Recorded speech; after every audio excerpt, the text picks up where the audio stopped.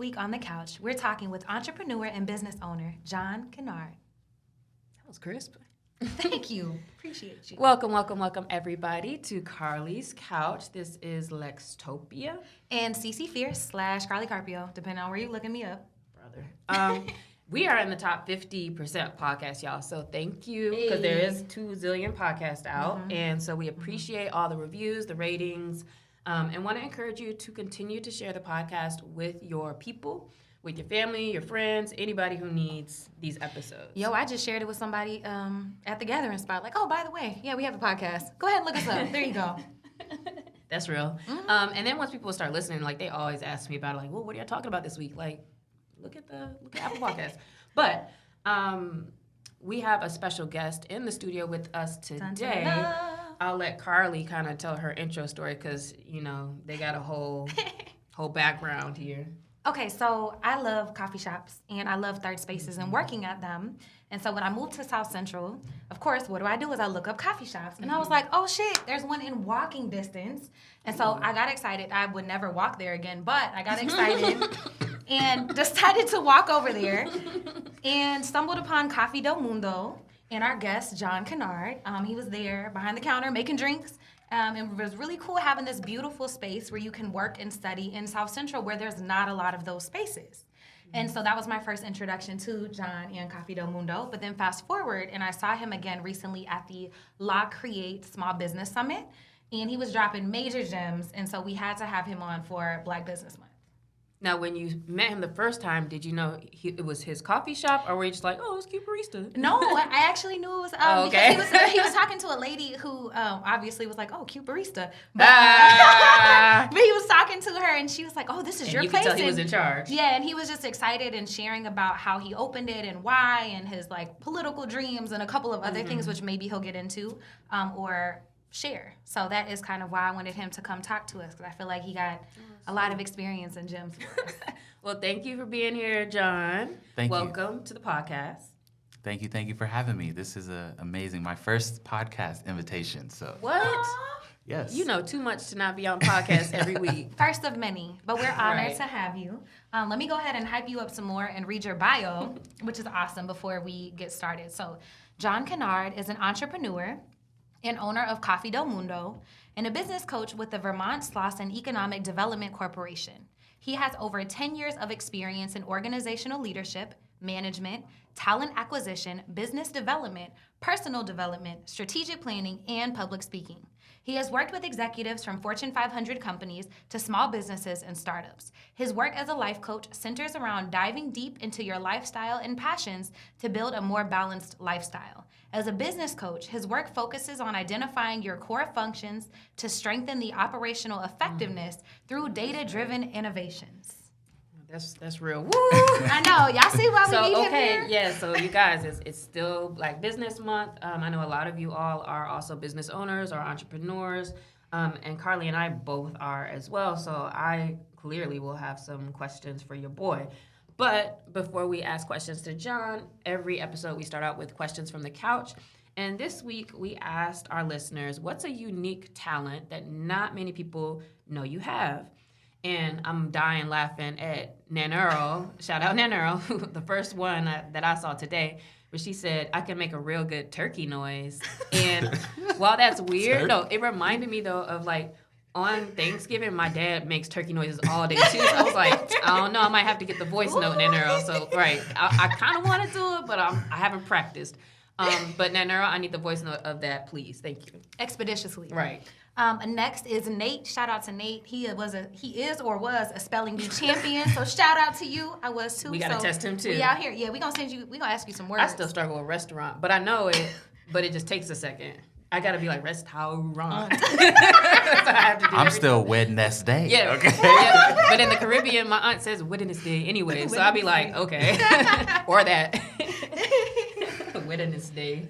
Another one, shout out to my girl Allie in Tulsa. I'm an actor at heart and had several roles in my younger years, and she's looking to get back into it. So she's a DJ and a radio personality, but apparently an actress as well. That's cool. And then a couple other ones that we liked. One said he's a pretty good bowler, although I don't know if pretty good counts. I feel like she was underselling herself because she's one of the people who does that. She's like, whoever you are, Yeah. I am. That guy. She probably in a whole bowling league turned talking up. noise. That guy's, I hate bowling. It's gutters all day. And then the Like last one that I thought was interesting was I can walk on my hands for an unlimited amount of time, no cap. Yo, I asked him for a video. It's mad funny when people just like write how they talk. He used an emoji, but I didn't want to copy and paste it on here. For sure. So we just gonna but say no I cap. asked him for a video, though, for sure. So if we get that, I'll send that to you, too. Interesting. John, I hope you're thinking because we're gonna ask you in a minute too about your unique random talent. Okay. But first, Carlie, what's your unique random talent? Okay, so I'll say two because y'all know I'm not good at limiting myself. So first one is I sing. I don't sing. There's a difference, but I can carry I'm a about to say tune. So now. I sing. The second one is I'm really good at picking fruit, like specifically watermelons and pineapples. Your girl don't miss. And it's not about thumping them hoes. I'm telling you. I'm not gonna tell you my secret yet, but maybe one day. But I'm You smell it. delightful. Nope. But I'm delightful. Like I have not missed. They are so good, even out of season. I am curious about that. Okay, that's a good talent. That is. I don't even eat as much fruit as I should, but that's Oh a good my talent. God. Yeah, now that I eat more, it's like I'm learning. I'm also really good at mangoes. Avocados are easy to me, so that's not a thing. That's a feel thing. Yeah, but like the other ones, oh yeah. My random unique talent, I'll say, is vorbesc românește un pic. So I speak some Romanian conversationally, and then I'm just really good at languages. Period, like Hebrew, Japanese, like all the languages. So that's from my back in Hanging the out past. with the Gypsy King. Yeah. It's from my past life when I used to be on my 007. But John, back to you. What is Okay. your unique talent that people don't know about? Unique talent people don't know about. I'm gonna do two too. Okay, I like that. He's one of those. Yeah, we are. I can sing, but also I am a very good whistler. Like, Somebody else said that too, and I was Really? like, no, we're not gonna say that one. But like, you can be like, whistle and know the song. I can whistle. Like, one of my dreams is to be on a commercial tune, and I'm the guy whistling. Like one And of that those little catchy jingles. tune. Yeah, like that's the doable. Lysol commercial. Yeah, that's doable. Look, you tell Lex she about to hit you like, yo, they Right. need somebody. Yeah. They Hey, need somebody. I will whistle that thing. Yeah, So you must yeah. have really good breath control. I played the trumpet growing up, so there you yeah, go. that's where it comes from. Yeah. Are you also a good runner or like aerobics because of that? No, I Like, mean, I ain't I doing all did just that. do my first half marathon this year, Yay. but that was a challenge, and never again. I'm good. I signed up for I'm one in good for this January. decade. That's why I'm It's, like, it wasn't bad. It was fun. I just started running like a week ago. So. Hers is You a got full it. though. No, it's a half. Oh, it's a half. I thought it was- yeah, don't play me. My heart dropped. I was like, okay, now my comment is different. Right. I would say, you That's better half. get Oh your damn, I money. thought it was a full. Okay, whew. I got my program. Yeah, coming you're good. In. I'm You're gonna good. be good by We then. Yeah, believe. you'll be good. So let's get into it. So John, tell us about your story with entrepreneurship and Coffee del Mundo. Like, what's the story there? Well, I always knew, based on what I saw and observed, that the only way to really be in control of your life financially was to own your own business. And so I saw that example with my parents. My mom, she opened up her own daycare, so I saw how she was able to go from one kid to two kids to like going back to night school to get certified and doing those things. And then my dad, on the other hand, he started a landscaping company. And so I saw his physical labor and going out, and of course me working with him and seeing all of the hard labor, but also the fruits of that labor, how we were able to always have everything we needed taken care of. We lived comfortably. We were able to travel a lot. My mom's from Belize, so we were able to go there, come out here to California. And so I always knew that I was gonna own my own business, but I didn't know what it was gonna be.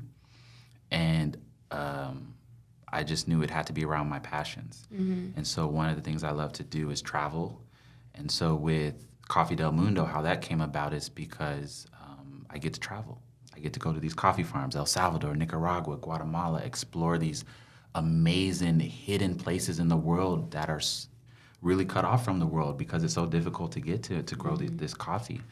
And I love to cook, so I get to roast coffee and cook all of these different unique plants in a way that brings out aromas and tastes that we can present to our customers and let them know where it comes from. And then the other thing was I love coffee. So now I get a good discount. Kind of. So that was beautiful. I feel like I could smell the aromas a little bit. I'm not gonna hold you. Is it scary at all? Has it ever been scary to you to start and run your own business? I would say scary to me is a hard thing to kind of understand because unless my life is threatened, I'm not scared, but were there moments of fear where because of the unknowns or because of the challenges, I wanted to turn away and run the other direction? Absolutely. And I kind of saw those moments, especially with the examples of my parents. My mom, she was an immigrant from Belize, highest education level, our middle school education. My dad, he went to high school and that was it. And so I saw them achieve levels of success, but then I also saw a lot of where they needed knowledge in order to really make it scalable or sustainable. And so that's where I knew I had to get that education. And so I went and pursued my business degree to get that education to reinforce that work ethic and that innovation and that ingenuity that they had. And that's how, I was ready. And all of those fears were kind of taken away. But that's just in the physical realm. But I'm also a very spiritual person. And so when you operate in your purpose and you submit to, God, our higher creator, he'll show you things and he'll provide that comfort in those moments of fear and that peace when that storm's out there and you could sleep on that boat. I have a question. So you love traveling. You were traveling to all these countries. Did you know that you wanted to go there for the coffee before? Or did you start the business and then start traveling with coffee? Like, kind of what was the timeline? And then also, why South Central for Coffee del Mundo? Yeah, so I was already traveling before, and so I'd been to other countries. And so when this trip to El Salvador came about, because I always go visit my family in Belize during December, and so I had a friend who was from El Salvador, and he goes back too. So I said, oh, well, when do you go? We're neighbors. Let me just visit, stay with your family. And so I did that, and they just happened to be coffee farmers. And so that's where I learned about it, and they were telling me their story and all the injustices in the system. And so I said, well, maybe I can help. And so I said, maybe someone in America would like these beans. So I took some in my suitcase and just tried to start going to different importers and roasters, and nobody looked like us. And they were all rejected everything that I had to say. So I was like, well, this is crazy to me. And the folks growing it are in poverty. I said, so this is not just a small issue. This is a huge issue across the world, like affecting multiple countries. And so that's really how the passion behind Coffee del Mundo came about. And we're all about, what I call our SES model, which is service, education, and satisfaction. We want every time you interact with our company, you walk away feeling like you learned something that you didn't know about coffee that acknowledges the true narrative of where this thing comes from. I like that. And so is that something you would recommend that businesses should have? Like they should have some type of that quick mission or what's my statement that's guiding the work that we're doing? Is that helpful? I would say it's different for every company because there's so many ways to strategically make money in this world.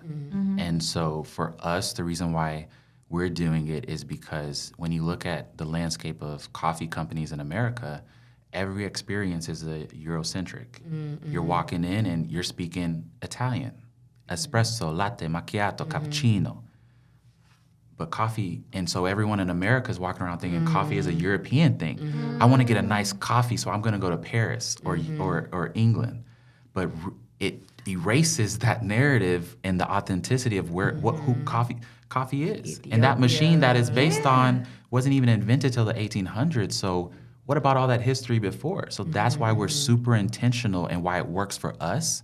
That habit wouldn't have been adopted yet in America as it is today. Because before coffee in America, previous generations was best part of waking up, Folgers in your cup. The tin cans. Or a 50-cent cup. Who's paying $3 for a cup? Nobody. Not me. Nobody, Y'all better get this economical coffee. Right. Ew, they had the machines that pop down the pre-made ones. Right? We all remember that, but that was American coffee, the drip, American drip. You go get a That's the last thing I'm getting. hot. Right? It wasn't thing until out. Starbucks came and became successful with this Eurocentric way of presenting coffee, and that's how it took over America. Okay, Brother John, let them know. Open their eyes. He about to be the Dr. Umar of coffee. Come on. But I like that, though, because then it's like, it's not just what differentiates you all, but it shows, like, I like the education aspect. And then, of course, you're probably going to attract the type of folks, like, that matters to them, and they care. They care about how people are treated around the world and the like.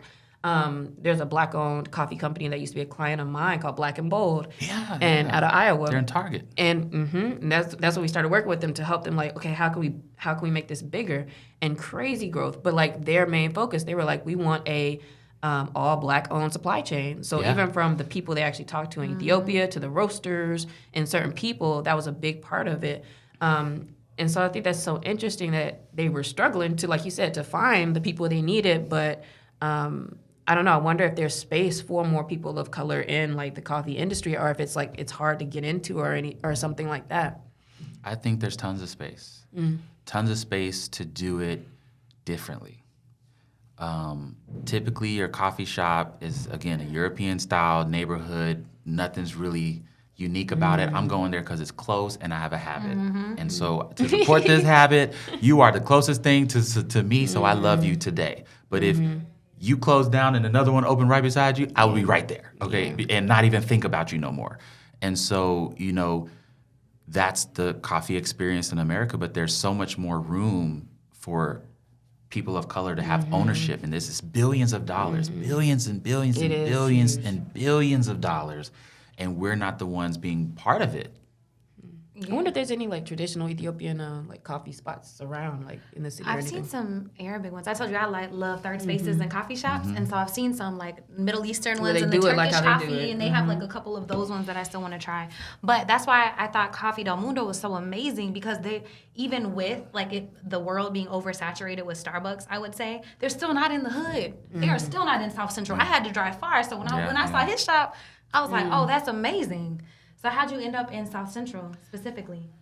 So when I was creating this company, I wanted it to be in a community that was for me. I wanted to solve a problem for my community because, one, if you don't know, people of color, specifically Blacks and Latinos, we have a really high lactose intolerance.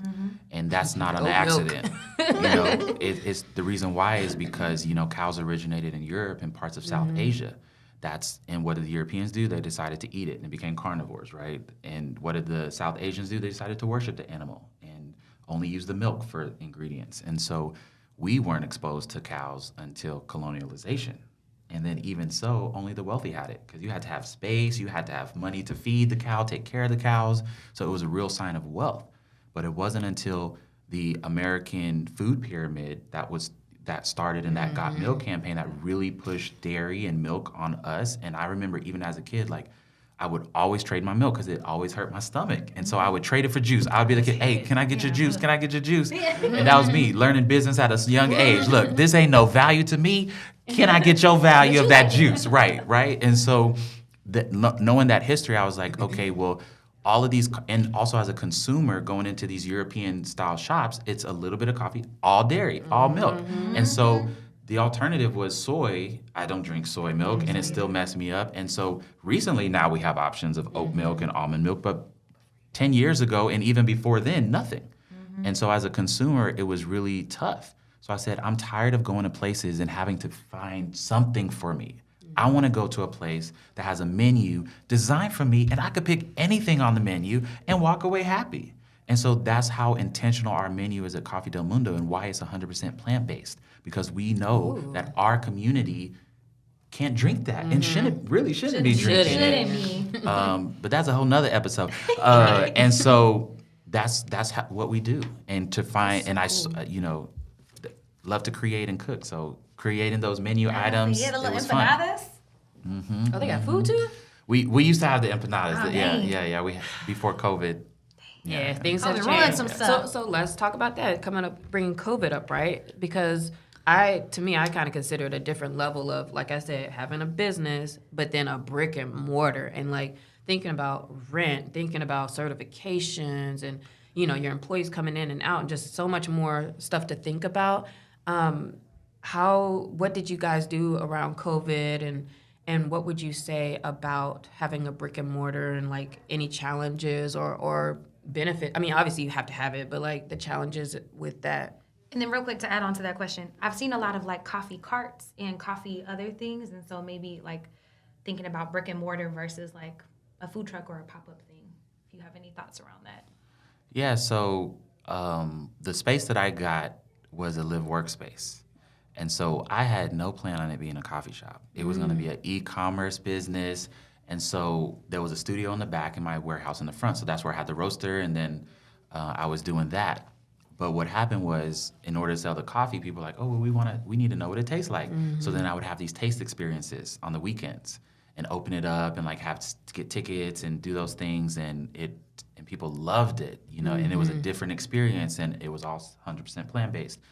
And so they was like, man, you should just make this a shop. There's nothing in the community like this. You were selling the beans. Yeah, I was just selling the beans. I know, as a business mind, I know the hardest thing to do is retail brick and mortar. That's the last thing I want to do. I'm gonna fix this. I'm gonna get this e-commerce popping before I ever touch this retail. Yeah, pack, ship, go. So I was like, okay, let me listen to the community, and this is why I'm doing this. And so I did a friends and family round, put together a business plan, did a friends and family round, raised $25,000, and moved out to a studio, and then remodeled it to what it is today, and then opened up in July of 2019. And then 3 months later, COVID hit. Yeah, which was pretty terrible. And we had just opened, so all of these programs that came out for COVID was like, show us your records, and you had to be in business for this. And then the ones that wanted you to show a decrease in revenue. And I'm like, I'm an entrepreneur. I can't sit on my hands and wait for a spoon from the government. What does that look like? That's not me. I'm sorry. I'm going to continue to find solutions, and that may be one day part of the solution, but for now, it ain't. So let me go find these solutions. And so because of COVID and the restrictions, we went to bottling our cold brew, because I had never thought of doing that ever. And not in the business plan. No, I never thought of it. And so started bottling the cold brew, and that started to change the game for us, because it was easy, accessible. You couldn't get it anywhere else. The taste was still super fresh because we used no preservatives. And so everybody was picking up on it. And then that really saved my business. And of course, and I also got a grant from, I got into this cohort for Grid 110 and Pledge LA, and I got a $25,000 grant. And I also, for 3 months, moved out of the shop. Well, I had my studio downtown, and I subleased that to an artist, rented an RV, and parked that thing in the back of the shop. And for 3 months, lived in the RV so I could, because I couldn't pay for both. So I was like, well, let me let someone else pay for the rent, because if the only thing I'm going to pay for, I'm going to keep my baby alive. Okay, I'll sleep in the RV. That's fine with me. I go to the gym all the time anyways. I'll shower there. And so I did that. And that's how, Coffee del Mundo was created alive. And in that summer of 2022, with all the social injustice going on, that was one thing that was a big boost. It ended up being for Black and Bold, because now people were looking for Black businesses to support. It was like white people were like, take my money. It was crazy. And I wish that was still happening, but that's what it went like, though. The little blip. I thought that one was going to be the one. Like, things are going to change. And it lasted kind of long, but... And I told people, too, I was like, don't be fooled. Don't be fooled. This money is not going to come again. Don't think this is going to continue. They turned up for the summer, though, and that was it. Writing checks, pockets open, banks writing all of this money. And I work in economic development, and I can tell you the banks, they are not writing those checks. Yeah, they're over it. Okay, so that's really cool hearing about your story and the way you've been moving with your business. Let's talk in general for like other business owners or people interested in business. What are some consistent issues, some like regular things you're kind of seeing with small businesses when it comes to operating effectively and efficiently, where you're like, man, I see just so many people making the same kind of mistakes, and maybe less of a mistake, and sometimes it's just like, I wish you knew this. Like, what are those things that you see? I would say the first thing is the wrong mentality and the wrong systems to sustain a certain mentality that it takes to be a successful entrepreneur. Because we can all be an entrepreneur, but I tell people, you just have a hobby. That's not a business. That's a hobby, and it's okay to be a hobby. But to be a business, it takes a certain mentality. And before I can coach you on your business, I got to coach you on your life. Because if your life ain't in order, it's going to be really hard to put a business in order. Because as soon as one thing turns left in your life, there goes your business. And all of this work goes out the window. So before I invest into you, I'm going to start with the foundation of where your mindset is. Because a lot of us come from trauma. A lot of us come from places of scarcity. And that scarcity flows up to our mentality and thinking of all of the reasons why we should fail instead of all the reasons why we should succeed. And so initially, that's the first thing I think about is the mentality. What kind of content are you consuming? What kind of books are you reading? Who are you surrounding yourself with to reinforce the direction that you said you want to go? Because if it's different than what you've been doing, that means it should be some new people and some different experiences that we're talking about. So that's the first. Sense. Yeah, the foundation is important, and I like the examples because that was going to be my next question. So for some of these companies, if people are starting them, you mentioned data-driven solutions and that. So what kind of data should businesses really be paying attention to? So for me, it's all about the number one and number two job of your business. Number one thing is to market it so people know about it, and the second thing is to sell it. So you should have a lot of metrics on how you market and how people interact with the identity of your brand. So there's ways you can track where people's eyes go and mouses go on your computer to see what resonates with them. But there's so much data that allows you to track so many different pieces of information. But in our generation, in our world now, there's an overwhelming amount of information. And so half the battle is accessing the information, and then the other half is interpreting it and analyzing it. And so there's some key strategies that I like to use, and I teach these in a course with Vermont Slauson, and it's all free through the city. But those are some of the types of things that you would need. So can you give us some more information on the course while you're speaking to that? Like, where can people find that, or is it like certain times? Is it online? Yeah, so absolutely. So we do this twice a year. So it should be again in the fall. We're gonna run the course, and it's called the CEO series. And we're doing this because, again, outside of the mentality, the second thing that people really need is the fundamentals. I'm not a huge basketball fan, but I remember growing up and everybody would be talking about the Spurs. The Spurs, they're not really flashy, but they got the fundamentals and they won all these rings. I remember there's a ring after ring and everyone, the fundamentals. And so when it comes to business, there's key fundamentals that you need to understand. And the first one is that you need to be profitable. And how do you calculate all of those numbers to tell you, am I actually making money or am I losing money? And how much does it cost me to make this money? So those types of things. And our CEO series can be found at Vermont Slauson, vsedc.org. They'll be posting it there when we'll have our next cohort. And it's a 9-week cohort. And afterwards, you're able to enter a pitch exhibition that we select the top contestants to enter to our annual pitch competition, which this year, the grand prize is $25,000. Nice. So that's one of our big changes this year because in my story that y'all heard, for some reason, $25,000 is really impactful. And so in the past, we would give out an award for $2,000, $5,000, but I said, no more. I said, that doesn't do nothing. That's your QuickBooks. That's exactly. So we need to make a real investment and write a real check. So this is the first year we're doing this, and it's the biggest amount that we're ever giving out. But I think it's going to be the most impactful year that we've had. That's great. That's so exciting, and I love how much it seems that you're giving back because that's. Like you said, like everything is just coming back around like that. We just did an episode a couple weeks ago on 6 more things we learned from business. It was like a part 2 to one we did before. And one of them was raise your prices because a lot of times we get stuck, like you said, coming from scarcity and all that. A lot of times we get stuck where we want to help people and you scared to be like have high prices. And then you realize all this time, like everybody around you is doing 5 times as much and getting easier work to do, et cetera, et cetera. And so, it's like you really have to know your numbers. Like, how much is this costing you so you can know if you're actually making something. Otherwise, you're just kind of spinning your wheels.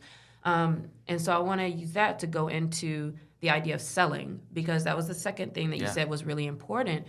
And that's something that a lot of people also feel kind of grimy about doing, right? You feel icky asking about for the check. You feel icky about selling, and yet and let me not take from your answer, but if you look at yourself as like, I'm helping you out, like I'm providing you something of value, you shouldn't feel like that. So can you talk about selling? It's obviously important, but like, how can we kind of reframe around that? You know, initially, I was not a salesman. I'm very good at public speaking. I'm very good at selling an idea, but as far as actually asking you to write me a check, it was hard to feel comfortable about that. And so what I did is I immersed myself in training and practice. And how did I do that? I worked for this 100% commission insurance company. So, and we worked with all the unions, all the union members. So my job was to go to a union member's home and explain their benefits and help them enroll in whatever they needed. And at the end of the day, I had to ask them okay, so now that would be this much per month and get the check, right? And Get so out of my house. I wasn't that good at first because of that. It is scary. It's just my personality type. So regardless of even any upbringing or any, just my personality type, I'm not that. Like if you look at all them personality tests, it does not say salesman, okay? It says thinker or philosopher or something like that. And so I wasn't good at it, but I challenged myself and I knew this is the environment that I need because sales is, from all those books I read, they were expert salesmen in their craft. And so I had to get those skills. And so I was able to sell to so many different people from all different backgrounds. I was talking with engineers, teachers, ironmen, steel workers. So I was able to really craft and hone that skills over 4 years to where eventually I was the regional manager for Orange County and training and teaching. And then I started revamping the whole training program to be more effective in sales. And so once I got that skill, I realized it's time for me to start my business. I got the skill. 'Cause I can sell anything. I can sell it. I can do it. I can communicate it. We can do this. You're right. The more you do it, the easier it gets to be. It's like all about my practice. emails. This is like I'm going to my 13th year of owning my business. And at first you're like writing all these paragraphs, and now it's just like, it costs $10K. I need this by next week. Like, what are we doing? Yeah, It gets yeah, easier. yeah. But another thing is that people don't think about much is like a big part of selling is listening, and being a good business owner is like actually listening to what people need. Yeah. And then, like, we all know smooth talker people where it's like, dang, you just smooth. Like, no matter what you say, I'm like, yeah, you're right. And they know how to use what you're saying. And it's not manipulation, but like, talk about like moral/ethics in business and how it's like, you know, is it all about like, okay, let me get the dollar, or like listen to people, caring about what they have to say and the like? To me, it boils down to a solution. You are providing a solution for somebody, for something. And so hopefully that solution is valuable to someone, and over time that value grows and you're able to create even more value from what you're doing. And that to me is what it's all about. For Coffee del Mundo, I was solving a problem for me. I was tired of going to these Eurocentric shops that wasn't made for me. And I wanted an experience for me that gave credit to the people who actually grew the thing. And so that's my solution. And thank God other people needed that solution too. And so we're here today. Oh, that's amazing. You said that whenever you got comfortable with selling, that's how you knew it was time for you to start your business. So when you're working with people, what are some things that you look for, like that help them know they're actually ready to start a business versus it just being a hobby, in addition to mindset? So you got your mindset straight. What's next? I would say the discipline to follow through with the little things. I can tell based on our first meeting and the next meeting if you didn't do certain things or you in between then didn't communicate that you were having issues doing the same things. It's the mentality. Oh, we still got to focus on the mentality, because as a business owner, you have to communicate. You have to communicate and be very effective at communication, because you have customers depending on you. And depending on what type of product you have, it may be life or death situation. And, you know, coffee's not that serious. But you know, people be upset when they don't have their caramelo. Where's the sauce? I've been thinking about this all week. This is my treat. Because I had a really stressful week. And the only thing that I really love, because it's plant-based, is this caramelo. And you telling me today you don't have it. So you got to communicate. Communication. You got to care too. Like I think people don't realize, like, actually, I don't really care about this, and I don't think everybody has to be a business owner. Like, it's just, it's not for everybody, It's and it's not. like that's okay. It's okay. You have to have a certain level of like ownership and care and ambition. Yeah, yeah. Because sometimes you got to live in your RV behind the shop to make sure everything's going. Yeah. And everybody's ready to sacrifice their time or what it takes, like late nights, early mornings, the rejection. Yeah. Like, I feel like rejection is a huge one and learning to roll with that. In your bio, you talk about helping people learn to do a balanced lifestyle. Yes. What does that look like? Like, what does a balanced lifestyle look like, and what can business owners do to create that for themselves? So for me, it's all about creating life systems. To operate in your ideal self, if you had unlimited funds, unlimited resources, what would that look like in the next 30 days? What would that look like in the next quarter, in the next year? And so by studying a lot of great people in this world, I adopted habits and created what I believe are my systems that allow me to be in this balance, because balance is all about adjustment. You will have moments of highs and you will have moments of lows, but balance is the ability to tilt the scale this way or tilt the scale that way. It's not about avoiding the highs and the lows. It's about understanding them and what you need to do to tip the scale. So for me, what does that look like? I work very hard. I'm very ambitious. I have a lot of projects on my plate because, again, I'm very ambitious and I love what I do. So every quarter, at the last weekend of every quarter, I'm taking a trip. I'm out of here. Whether it's camping, twice a year I try to go far, twice a year I go local. So it's easier. The last weekend of every month, I'm off at the shop. I'm out of here. I'm doing whatever I need to do because I know in order for me to be happy and healthy and to love what I do every day, I need those moments to reflect, moments to just unplug. Whether I need it or not, it's a breath of fresh air. And I can continue working if I decide to, but it's already planned, and everyone around me, I communicate. Everyone around me knows. That's some boundaries. Before a certain time, Jonathan's not answering his phone. After a certain time, I'm not answering my phone. Whether it's life or death, I'm not a doctor. And I'm not Jesus. Call somebody else. Call somebody else. Leave a voicemail, leave a memo. I'll get back to you. But my balance and peace is very important because this is my life. I love you, but this is my life. And I need to do the things that make me aligned with my purpose in a way that I can do it happily and freely. I like that. And we talk about rest being really important when you are doing your own thing because what I kind of find a lot of times it's like a mental drain more than anything physical. It's just like you can get tired and weary and you're overthinking and thinking about, the workers and so many things, and it's easy to like just be overwhelmed. Can you talk about working smarter and tools you could be utilizing or things that maybe people may not think about that could help make things flow a little bit more? I would say one of my favorite tools, and it not just helps me in business but also in life, is a bullet journal. I am an avid bullet journaler. Everything is written in there. My notes, my schedule, my calendar, everything is written in there.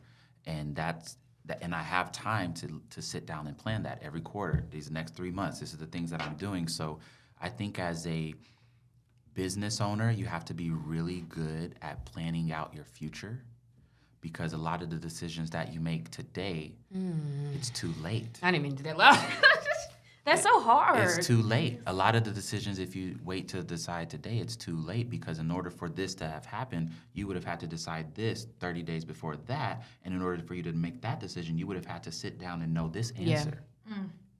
And so that's really where I believe a lot of business owners get flustered is they start burning the ends at both, the candle at both ends, trying to work hard. And I find myself in that situation. And that's why, for me, I have to be motivated to work hard because I'm not working. I'm just living life. I'm doing what I love. So in order for me to be motivated, I need to have a benchmark or a set goal or know that the next 7 days I'm doing this, so that way the next 3 I'm doing this. So when people look at me and they say, "Oh, well, you don't need to work as hard," I say, "Yeah, I do. I got this. I'm working for the next 7 days, but after that, I'm free. So then we can kick it."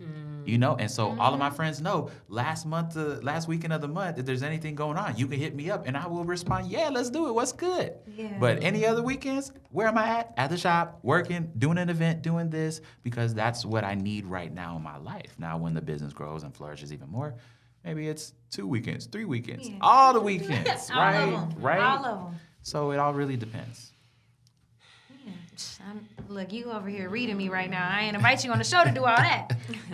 But so we did so it's Black Business Month, and so you've already shared some amazing things. But can you share like a firestorm of ideas or advice, the things that you share with, your clients or people who come to you for life coaching, helping, all that around like thoughts around getting funding, around marketing, like your top business advice, if you had a couple bullets to throw out there. Okay. We're going to go take it back to what I said earlier. First of all, nobody wants to help someone who hasn't helped themselves. Facts, big facts. There's a lot of talkers in this world, but there's not a lot of doers. And even the doers, there's not a lot of ones that do it consistently. So what everybody, your mama, the bankers, your friends, what everybody wants to see is consistency first from you and what you have based on your resources before I trust you with any of mine. And so tracking what you're doing is key. Tracking your marketing. I put this post, it got this much, we have this many followers, we have this much engagement. So if you do invest in me, these are the kind of returns you're gonna get for sales. We sold this many items, our cost of goods is this, plus the little 2% processing fee, and this is our profit.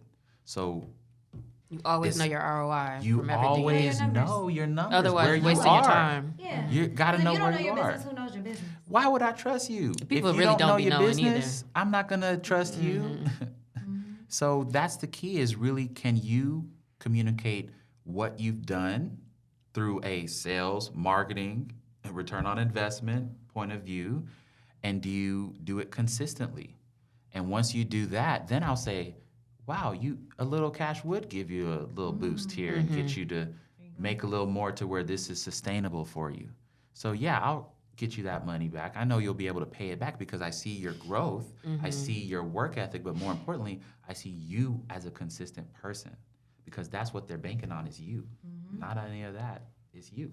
I always hear that companies like invest in people. They buy people. Yes. They don't ever, it's not the product, it's not whatever. That's why people are able to sell ideas, because they trust you. Absolutely. Okay, and my last question for you, Jon.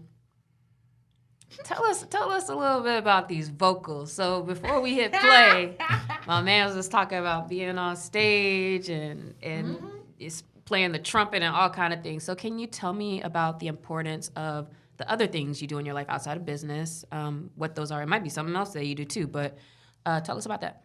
Yeah, so my whole, online brand is Hustle to Create, because I believe that we do a lot of consuming in this world, but ultimately we were born in the image of our Creator. And if you look around, there's some amazing things in this world. So we're supposed to be creating some more amazing things and contributing to this world. So again, I don't feel like I'm ever working with my business. I'm looking at a report just to measure my passions and my love that I get to do every day. But with singing, I've been doing that since I was young. And it's something I love to do. It's part of my life system, is to share my art with the world, whether it makes money, whether it brings something to the table. I don't really care. That's what the business side is for. That's the money. But this is more for just art. I love I love it, and I want others people to enjoy it as well. I could see you being the kid like at Christmas when they were like, "Come on out, Jon, do that Michael That Jackson was me. impersonation." That was me. That was He me. was ready Every to. Christmas to this We day. did that to my youngest brother. He was always like the star, and me and my other brother were like always in the back on the side for every That holiday. was me, singing from the church solos to my first Not Oh theater Happy was Day. kindergarten, and through my whole life. Is I there love it. anywhere we can see you sing, or like can we listen to you on Tidal or Spotify or anything? I do have song on iTunes, Spotify, and on Thursday nights at the Rhythm Room downtown LA. I like the I Rhythm perform Room. there I've never been. sometimes. It's amazing. we gotta pull They up. bring in all different types of artists, and it's an amazing experience. And then hopefully soon I'll be putting out some original music. And you can also check out my Instagram for clips upcoming and YouTube. So Cool. doing more music this year for sure. Oh, we will see you at the Rhythm Room on Right. Thursday night. Not next Vibes. week with the hurricane, but after that. Okay, so at the end, we always do a shout out. What are you currently working on? Where can people find you? What do you want them to look at or support? Like, how can they support you? Well, I would say visit the shop, Coffee del Mundo, visit our site, follow us on Instagram, Coffee del Mundo LA, and that's how you can support us. Support to me is in many ways, but the most powerful ways is sustaining our business to continue growing, and we're growing. I'm very grateful, and we hope to continue to be an impact.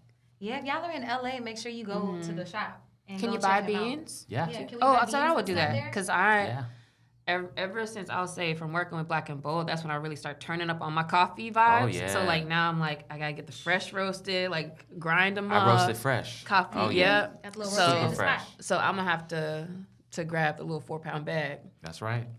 Okay. There we go. I'll check y'all out. Thank you so much, Jon, for being here. I feel inspired. I feel like I need to hit you on some to be my work therapist on a couple of questions later. But we're so glad that you're here. Hopefully the listeners got something out of that. I'm sure they did because we did. And best of everything, success with your business. Not luck, success. Because Thank you're you. hustling to create. That's right. Thank you, Absolutely. thank you. And y'all look at his site too, hustle2create.com, because you offer coaching and things Yes. as well. Yes. So if you Oh, looking so I gotta for pay for business coaching. coaching, look, If you looking live for in LA business County, coaching- you can go through the vsedc.org and request me as your business coach, and Oh, that's there free. we go. Oh, let me But go if you ahead and outside do of LA County, you Because I'm actually know, hustling to create, like, so we've been doing really, really well. It's just, there's just certain things where it's like, I might be a little too slack here. But also it's like, you know, I want to honor myself and not be trying to do too much if that's not my vibe. yeah, Anyway, just figure I'll out your check it pace. Yeah, and we'll Yeah, for define sure. that. That's the key, is understanding yourself, so then you can hold yourself accountable. Mm-hmm, But when you base it off of how you feel every day, Yeah. the world is gonna get you. wow. The world gonna get you. Okay. It is. That's very true. Thank you so and much. to add one thing, Oh, go ahead. it's okay for business owners to have coaches. Like he said, he talked to somebody to help them grow. It's okay for trainers to have trainers. That's actually how you level up and get Yes. to the next level. So if you do feel stuck, really look at these programs, find a Yeah. coach, pay for somebody to help you get to the next level, because they might be able to see things in your business or in you that you're not seeing because you're always so close to Yeah, it. you got to get out of your own way sometimes. That's right. But that was all. All right. Thanks for listening, guys. I'll see you next week. Bye, y'all.